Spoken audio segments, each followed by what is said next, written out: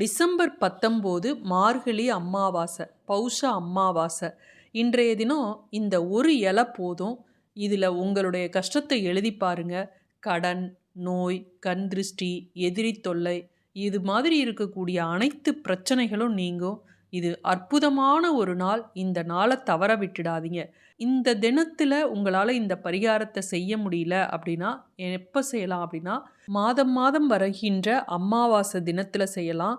வாரம் வாரம் ஞாயிற்றுக்கிழமை இதை ஒவ்வொரு வாரமும் செஞ்சாலும் சிறப்பு. இல்லை உங்களால் முடியிறப்ப ஞாயிற்றுக்கிழமையில இந்த பரிகாரத்தை செய்யுங்க. இந்த மார்கழி அமாவாசையானது டிசம்பர் 19ஆம் தேதி வெள்ளிக்கிழமை வந்திருக்கு. அன்றைய தினம் அமாவாசை திதி எப்போ ஆரம்பிக்குதுன்னு பார்த்தீங்கன்னா, காலையில் 5:57க்கு ஆரம்பித்து அடுத்த நாள் 20ஆம் தேதி சனிக்கிழமை 7:54 காலையில் வரையும் இருக்குது.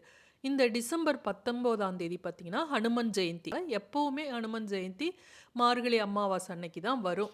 இன்றைய தினம் ராவு காலம் பார்த்தீங்கன்னா 10 to 12, யமகண்டம் சாயந்தரம் 3 to 4, குளிகை காலையில் 7:30 to 9. இன்றைய தினம் என்ன நட்சத்திரம் அப்படின்னா கேட்டை நட்சத்திரம். இன்றைய தினம் அதிகாலை 5:56 வரையும் தான் சதுர்தசி திதி. அதற்கு பிறகு அமாவாசை ஆரம்பித்து அன்றைய நாள் முழுவதுமே அமாவாசை திதி இருக்கிறதுனால இது முழு அமாவாசையாக, நிறைந்த அமாவாசையாக இருக்குது. இன்றைய தினம் நீங்கள் எப்போ வேணாலும் நீங்கள் முன்னோர்களுக்காக திதி கொடுக்கலாம், ஆற்றுல போய் தர்ப்பணம் கொடுப்பது எது வேணாலும் செய்யலாம். ஆனால் இந்த ராவுகாலம், யமகண்டம் இந்த நேரத்தில் நீங்கள் படையலிட்டு சாமிக்கு படைச்சி, அதாவது முன்னோர்களுக்காக படைச்சி காகத்துக்கு வைக்கிறது இதெல்லாம் செய்யாதீங்க. காலையில் 10 to 12 ராவுகாலம். அப்போ 10:30 மணிக்கு முன்னாடி நீங்கள் முன்னோர்களுக்காக படையலிட்டு சாமி கும்பிடுங்க. இல்லை 12 மணிக்கு பிறகு சாமி கும்பிடுங்க. யமகண்டம் சாயந்தரம் 3 to 4:30 அதுக்குள்ளே எப்படியும் நம்ம படையலிட்டு சாமி கும்பிட்டுருவோம். இன்றைய தினம் பார்த்தீங்கன்னா கேட்டை நட்சத்திரம் இருக்கு இல்லையா?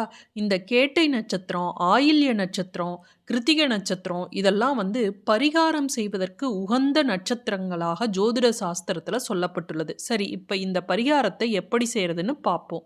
இதுக்கு நம்ம பயன்படுத்த போகிற மூலிகை என்ன அப்படின்னு பார்த்தீங்கன்னா வெள்ளருக்கு.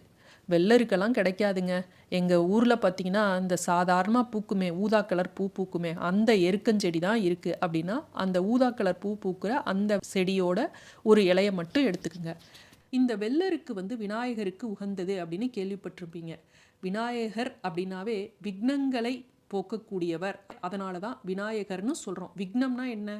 சங்கடம், பிரச்சனை அப்படின்னு சொல்லக்கூடியது. அதனால் நமக்கு இருக்கக்கூடிய பிரச்சனைகள் என்ன? ஒருத்தருக்கு கடன் இருக்கும், ஒருத்தருக்கு கண் திருஷ்டியால் வீட்டில் பார்த்தீங்கன்னா எப்போ பார்த்தாலும் சண்டை சச்சரவு இது மாதிரி இருக்கும். ஒருத்தர் தொழிலில் நல்ல வியாபாரத்தில் முன்னேறி வருவாங்க, ஆனால் அவங்களுக்கு எதிரிகளால் நிறைய தொல்லை ஏற்படும். சிலருக்கு நோயினால் பிரச்சனை ஏற்படும். இப்படி நமக்கு இருக்கக்கூடிய அத்தனை பிரச்சனைகளையும் தீர்ப்பதற்கு இந்த ஒரு வெள்ளருக்கு இலை போதும். இந்த வெள்ளருக்கு இலை சூரியனோட அம்சமாக சொல்லப்படுது. பொதுவாக ஒவ்வொரு கிரகங்களுக்கும் ஒரு தாவரங்கள், செடிகளை சொல்லுவாங்க. அப்படி சூரியனுக்கு சொல்லக்கூடிய ஒரு செடி அப்படின்னு பார்த்தீங்கன்னா இந்த வெள்ளருக்கு செடி.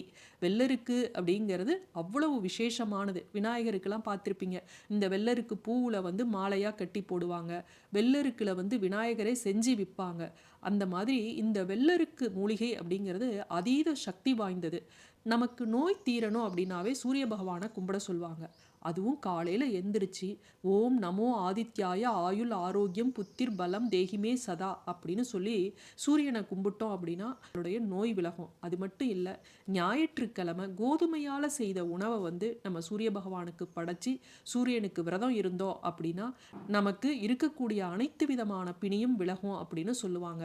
இந்த வெள்ளருக்கு பார்த்தீங்கன்னா வெறும் சூரிய ஒளியை மட்டும் தன்னுள்ள கிரகித்து கொண்டு தண்ணி இல்லாமையே, அதிகம் தண்ணி இல்லாமையே, இந்த மழை காலத்தில் கொஞ்சம் தண்ணி வரும்ல, அந்த தண்ணியை மட்டுமே உள்வாங்கி கொண்டு வளரக்கூடிய ஒரு செடி. இதில் மருத்துவ பலன்கள் ஏராளமாக இருக்குது. ஆனால் இதை வீட்டில் வளர்க்கலாமா வளர்க்கக்கூடாதான்னு நிறைய பேர்த்துக்கு சந்தேகம். வீட்டில் வளர்க்கலான்னு ஒரு சிலர் சொல்கிறாங்க, ஆனால் வீட்டில் வளர்க்கக்கூடாது. ஏன்னா இதற்கு ஒரு பாடலே இருக்குது. வேதாளம் வாழுமே வெள்ளருக்கு பூக்குமே, பாதாள மூலிகை அங்கு படருமே, பைங்கன் வருமே அப்படின்னு சொல்லியிருக்காங்க. பைங்கன்னா பாம்பு. இந்த பாம்பு வருமா, வெள்ளருக்கு பூக்குமேன்னு வருது பாருங்க இந்த பாடல்ல. வேதாளம்னா பேய், அதாவது துஷ்ட சக்திகள்லாம் வரும், பாம்பு வீட்டில் வரும்.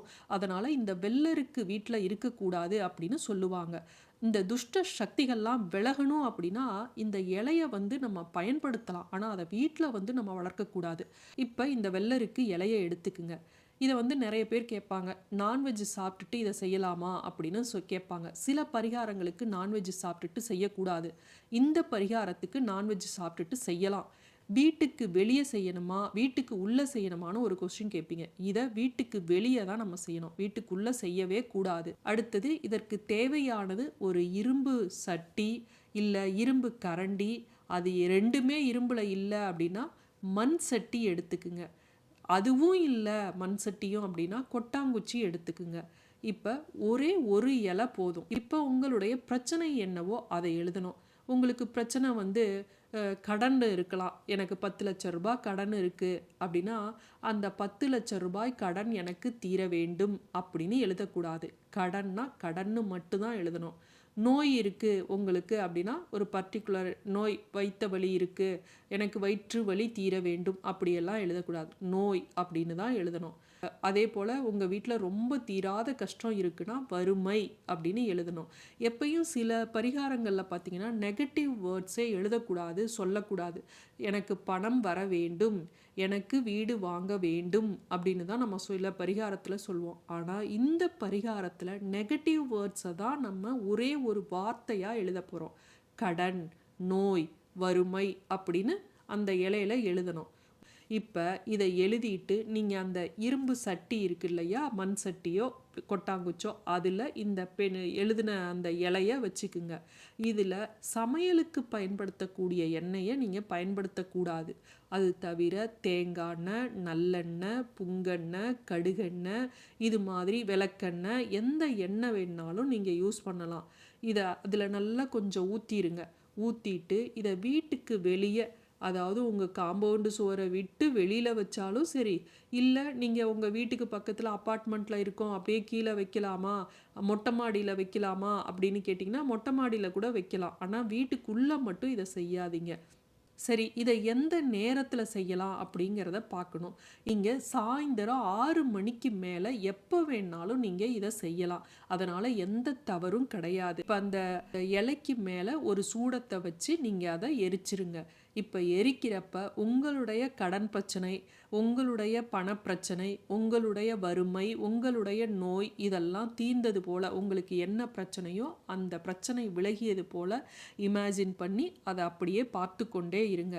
எங்களால் வெளியில் உட்காந்து பார்க்க முடியல, வீதியில் வச்சுருக்கோம் அப்படின்னு சொன்னீங்கன்னா, நீங்கள் கீழே எரிச்சிட்டு வந்து மேலே இருந்து இல்லை வீட்டுக்குள்ளே இருந்து கூட உங்களால் பார்க்க முடியுது அப்படின்னா பார்க்கலாம். ஆனால் கண்டிப்பாக அதை ஏற்றிட்டு அந்த எரியறதை நம்ம பார்க்கணும்.